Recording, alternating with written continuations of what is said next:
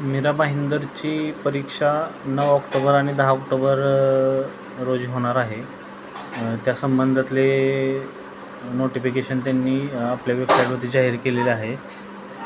लवकरच तुम्हाला तुमचे हॉल तिकीट हे ज्या कोणाकडे एक्झाम त्यांनी कंडक्ट करायला लावलेले आहे त्यांच्या पण वेबसाईटवरती आणि त्याचे इन्स्ट्रक्शन म्हणजे नोटिफिकेशन तुम्हाला मीरा भाईंदर महानगरपालिकेच्या संकेतस्थळावरती पण मिळून जाईल.